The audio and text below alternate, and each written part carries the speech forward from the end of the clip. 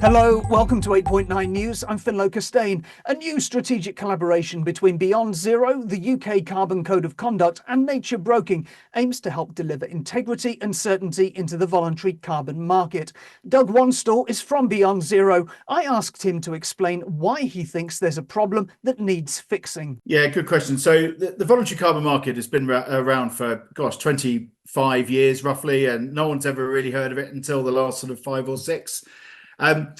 It's fair to say it's been finding its feet.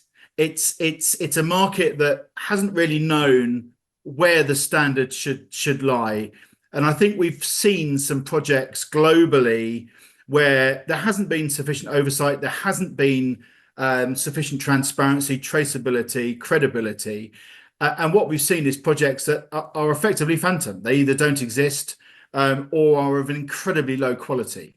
And that's what needs addressing, is the transparency and improving the quality of projects, the traceability and accountability. As you say, the market isn't new, but until now, global trading's generally been in larger units. Now that individual farmers are wanting to trade their carbon, is this adding a new level of complexity? It's added complexity, but it's also added a considerable opportunity. What we're seeing, and it's because of the lack of integrity and because of the well-documented problems that we've experienced within the voluntary carbon market, we're seeing that corporations, small companies, large companies, big and small individuals, individual people, there's a flight to quality. There's a flight to being to investing in a project where they can go and visit. They can look the farmer in the eye and see where their investment has gone. They can see the birds, bees, and butterflies that have benefited from their project investment. Now, you've said that net zero is necessary, but that on its own it's insufficient. What do you mean by that? Yeah, so this is where we sort of stand out really, and this is part of the UK Carbon Code, in that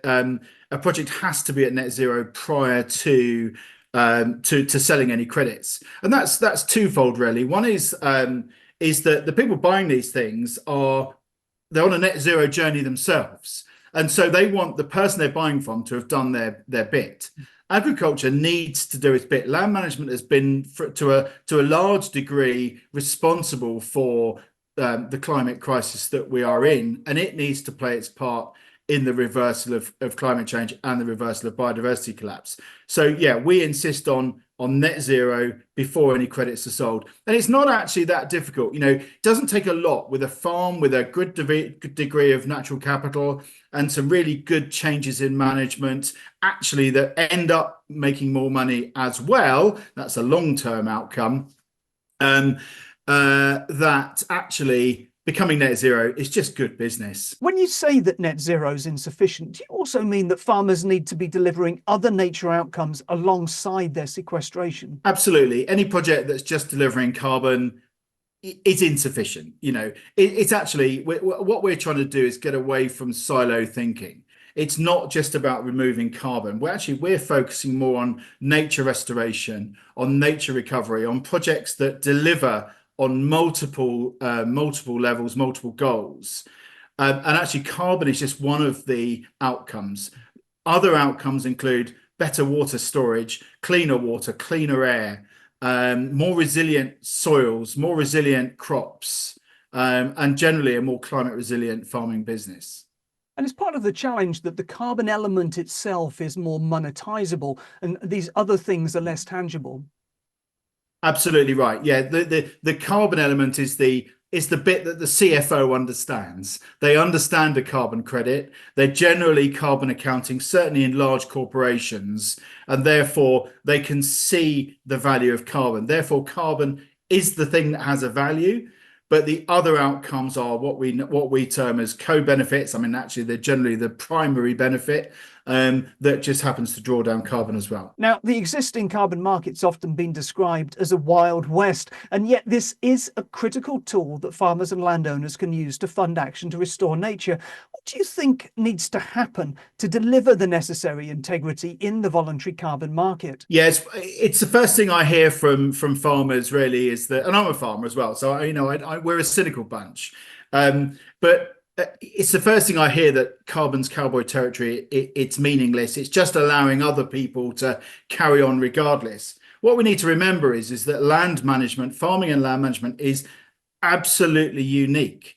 in the fact that we can not only reduce our emissions quickly and steadily, but we can also draw down atmospheric carbon and put it into new trees, agroforestry, wetland creation, a regenerative agricultural transition. There are so many things that farming and land management can do to draw down that carbon, but it comes at a cost. And so those that can't draw down atmospheric carbon, your airlines and your steel producers, and they have money to invest in delivering strong, tangible projects that they can visit, their clients can visit, their customers can visit, and can connect. And that really is where we believe the sea change is coming in the carbon market, is that connectivity between those guys that are investing in carbon credits and those guys on the ground, the farmers and land managers who are delivering really good quality projects. And it's the oversight of those projects that's been missing that we're introducing. What does that oversight look like? What are the guardrails that can be put in place to create that integrity? So it starts with baselining. So it starts with creating some rigorous baselines. Okay, it's where we're at today. So we create baselines that include a total natural capital audit, total emissions audit, and generally a soil carbon audit to work out where we're at now. We then set a plan and a target to increase carbon removals and to reduce carbon emissions, to make that balance between emissions and sequestration removals as large as possible, growing on an annual basis to increase that margin of difference.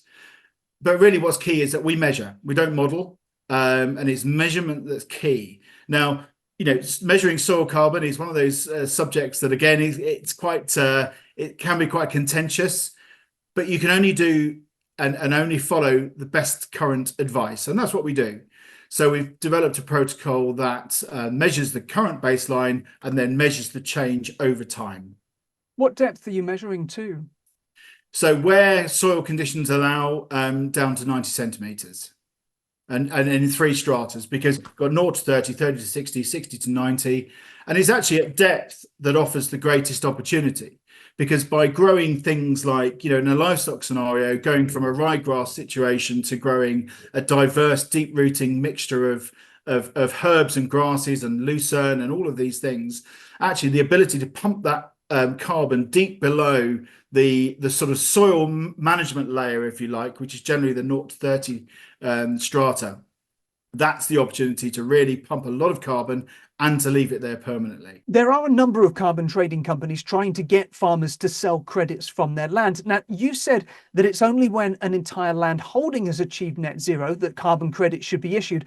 And I don't think that's happening at the moment. Is that the case? And if so, how damaging is that to carbon market integrity? Yeah, that is definitely the case. It's only the case in our system at the moment. And yes, it is the case that farmers are able to sell carbon credits. And I put those in inverted commas. I'm not going to name any names, but there are farmers selling carbon credits, and I don't blame the farmers, by the way. These companies are effectively offering, dare I say it, free money.